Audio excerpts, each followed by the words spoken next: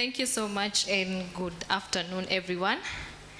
It's an interesting slot to have just before lunch, so please bear with me. I'll try and make it exciting at least, and also I'll rush into the presentation. So my name is Winfred Nganga.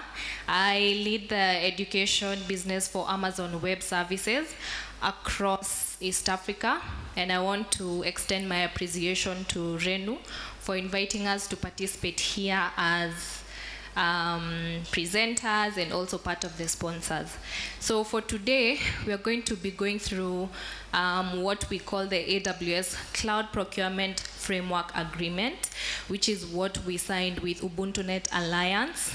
And this covers all entrants in East Africa and institutions under the entrants. But before that, I'll invite Gilbert to introduce himself, but I know he's going to be doing another presentation after me. Good afternoon, everyone. Yeah, my name is Gilbert Kiprono. I work with Reddington, distributors with AWS. So shortly after this, I will be taking you through who are we, and the exciting part is I come bearing gifts. Thank you. Thanks, Gilbert. So the brief agenda is who Amazon Web Services is, the Cloud Procurement Framework Agreement, and also how we work with researchers and education institutions. And then Gilbert will come in next. So maybe I know most of you have heard about Amazon. How many have not heard about Amazon in the room? The retail shop. So AWS was born from Amazon. AWS stands for Amazon Web Services. We're the cloud computing arm of Amazon. We are the global leader when it comes to services such as compute, database, storage, security, just to mention a few. And so introducing the framework agreement, this is a global standard that has been set to allow institutions and entities to procure goods and services. So you'll find that the contract is signed by one entity representing multiple affiliates. So like in the case of the UbuntuNet framework, it was signed by UbuntuNet representing 16 entrants and all the institutions under it. So what it does is that the terms and conditions for procurement are already defined.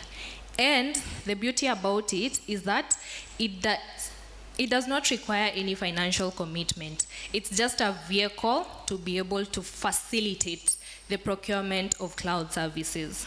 Some of the benefits that you'll get from the framework is the ability to fast track your procurement, so you don't have to renegotiate the terms and conditions. Additionally, you leverage the mass economies of scale.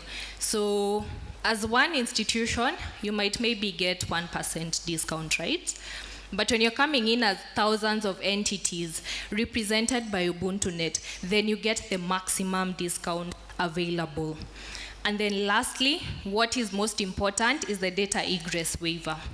So we find that researchers, a lot of them need to download the content after they've done computations on cloud. And that usually comes at an additional cost. So what we do is that we give you a 15% waiver on the total cost of AWS. You might ask, why 15%? It is because we have data to show that the data egress waiver costs between 8 to 10% of the total cost of AWS. So when we put the cap at 15%, we are guaranteed that your data egress waiver is covered. And remember, this is data transfer out. So just looking at the life cycle of a student, all the way from admission, learning, alumni, and research, we are able to support you at whatever stage you are in. So when you think about a student's information system, that is where most students get through, right? You capture their details, then after that you push them to the learning management system, then they graduate. So they go into the postgraduate program and alumni program, and then they become researchers, right? So when they become researchers, then we also have what we call grants and funding for Amazon Web Services that can facilitate research work, and I'll share with you more on that.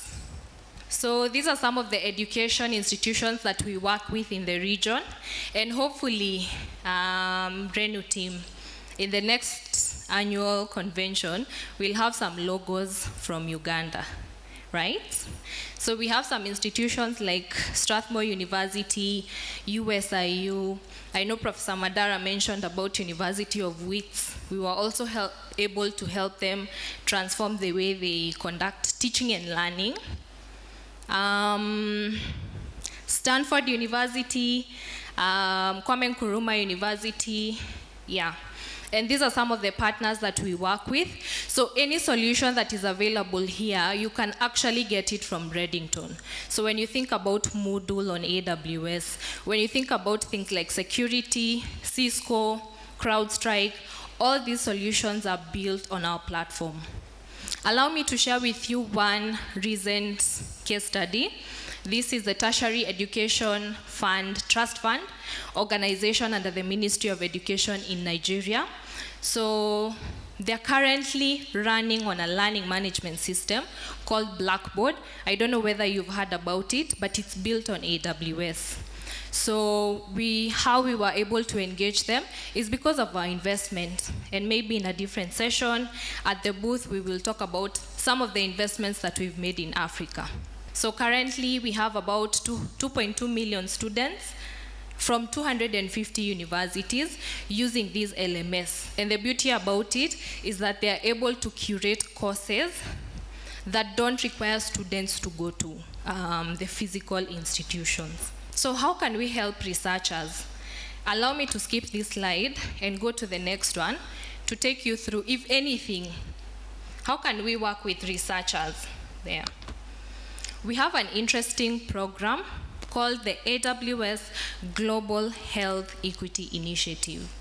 And this is the program where researchers can access funding. So all you need to do is submit an application about the work that you're doing as a researcher.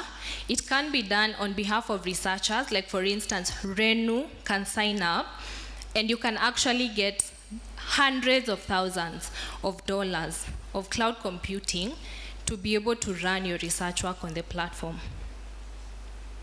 So if I was going to leave here with anything, I hope this is the message that was able to be landed. In fact, we have an institution, well, we have one of the entrants, Kenneth, that are beneficiaries of this program. So hopefully even Renu will be able to benefit from it. Lastly, we also have a free training program called the AWS Educate program. And this is available and accessible to students, to all the teachers, to all the youth in the community. So it gives you access to thousands of ready content on cloud computing. So if you're trying to figure out where do I start on this cloud journey, then AWS Educate is your place to go.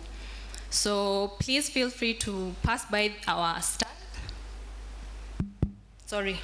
Feel free to pass by our stand. We'll take you through more of what we've presented for today. And there's also going to be a QR code that we'll be sharing so that we can get your feedback and understand how we can actually support you better. Thank you so much for your time.